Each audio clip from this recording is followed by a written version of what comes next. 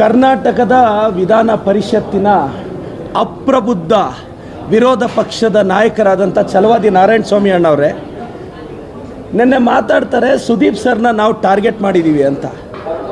ಛಲವಾದಿ ನಾರಾಯಣ ಸ್ವಾಮಿ ಅವರೇ, ನಿಮಗಿಂತ ಜಾಸ್ತಿ ಸುದೀಪ್ ಸರ್ನ ಇಷ್ಟಪಡೋರು, ಅಭಿಮಾನಿಸೋರು, ಗೌರವಿಸೋರು ನಾವು. ಸುದೀಪ್ ಸರ್ ಅಂದರೆ ನಮಗೆ ಗೌರವ, ನಮ್ಮ ಕನ್ನಡದ ಚಿತ್ರರಂಗದ ಕೀರ್ತಿಯನ್ನು ಪ್ಯಾನ್ ಇಂಡಿಯಾ ಮಟ್ಟಕ್ಕೆ ತಗೊಂಡೋದ ನಟ, ನಾವೆಲ್ಲರೂ ಗೌರವಿಸಬೇಕಾಗಿರೋ ನಟ.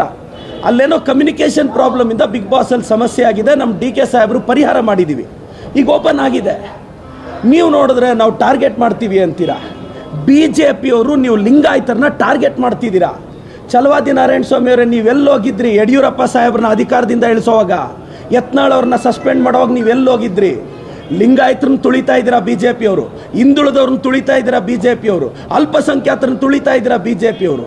ಎಲ್ಲ ಸಮುದಾಯಗಳನ್ನ ಟಾರ್ಗೆಟ್ ಮಾಡ್ತಿರೋದು BJPಯವರು.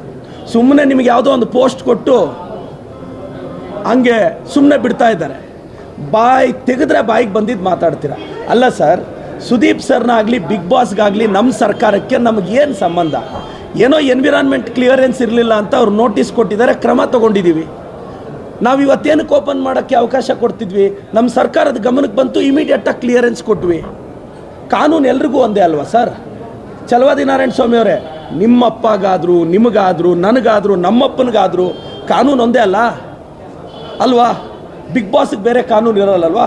ನಾವು ಕನ್ನಡ ಚಿತ್ರರಂಗದ ಪರ ಇದ್ದೀವಿ, ಸುದೀಪ್ ಸರ್ ಪರ ಇದ್ದೀವಿ, ಬಿಗ್ ಬಾಸ್ನ ಗೌರವಿಸ್ತೀವಿ, ಒಂದು ಮನೋರಂಜನೆಯನ್ನು ಎನ್ಕರೇಜ್ ಮಾಡ್ತೀವಿ. ಸುಮ್ಮನೆ ಬಾಯಿಗೆ ಬಂದಿದ್ದು ಇಶ್ಯೂಸ್ ಎಲ್ಲ ತೊಗೊಂಡು ಮಾತಾಡಬೇಡಿ ಛಲವಾದಿ ನಾರಾಯಣ ಸ್ವಾಮಿ ಅವರೇ ಅನ್ನೋದು ನನ್ನ ಅಭಿಪ್ರಾಯ.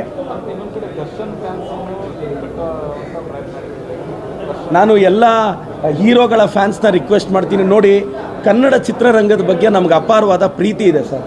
ನಾನು ಸುದೀಪ್ ಸರ್ನ ತುಂಬ ಇಷ್ಟಪಡೋ ವ್ಯಕ್ತಿ, ನಾನು ಸುದೀಪ್ ಸರ್ ಫ್ಯಾನು. ಅಷ್ಟೇ ಅಲ್ಲ, ನಮ್ಮ DK ಸರ್ ಎಲ್ಲರೂ ನಾವು ಗೌರವಿಸ್ತೀವಿ. ಸುದೀಪ್ ಸರೇ ನಮ್ಮ ಸರ್ಕಾರಕ್ಕೆ ಧನ್ಯವಾದ ಅರ್ಪಿಸಿದ್ದಾರೆ.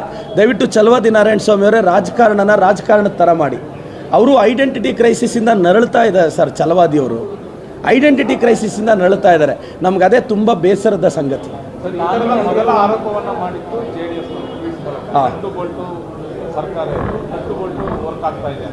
ಇಲ್ಲ ಸರ್, ನೋಡಿ, ನಿಮಗೆ ಗೊತ್ತಿರಲಿ ಸರ್, ನಮ್ಮ DK ಸಾಹೇಬ್ರಿಗೆ ಚಿತ್ರರಂಗದ ಮೇಲೆ ಅಪಾರವಾದ ಪ್ರೀತಿ ಇದೆ ಸರ್. DK ಸಾಹೇಬ್ರದ್ದು ಒಂದು ಕಾರ್ಯಕ್ರಮಕ್ಕೆ ಸುದೀಪ್ ಸರ್ ಗೆಸ್ಟ್ ಆಗಿ ಬಂದಿದ್ರಲ್ಲ ಸರ್, ಅಷ್ಟು ಬೇಡ ಸರ್, ನನ್ನ ಕಾರ್ಯಕ್ರಮದ ಒಂದು ಸುದೀಪ್ ಸರ್ ಬಂದಿದ್ರಲ್ಲ ಸರ್. ಈ ವಿಚಾರ ಕಮ್ಯುನಿಕೇಷನ್ ಪ್ರಾಬ್ಲಮಿಂದ ಆಗಿದೆ. ಅಟ್ಲೀಸ್ಟ್ ಇಂಥದ್ದೊಂದು ಗೊತ್ತಿದ್ರೆ ನಮ್ಮ ಗಮನಕ್ಕೆ ಬಂದಿದ್ದಿದ್ರೆ ನಾವು ಖಂಡಿತವಾಗೂ ಆವತ್ತೇ ಜಿಲ್ಲಾಡಳಿತವನ್ನು ರಿಕ್ವೆಸ್ಟ್ ಮಾಡಿಬಿಡ್ತಿದ್ವಿ. ಒಂದು ದಿನ ಆದಮೇಲೆ ನಮ್ಮ ನೋಟಿಸಿಗೆ ಬಂತು. ನಾವು ಸುದೀಪ್ ಸರ್ನ ಗೌರವಿಸ್ತೀವಿ, ಅಭಿಮಾನಿಸ್ತೀವಿ, ಅವ್ರಿಗೂ ನಮ್ಮ ಸರ್ಕಾರದ ಮೇಲೆ ಗೌರವ ಇದೆ.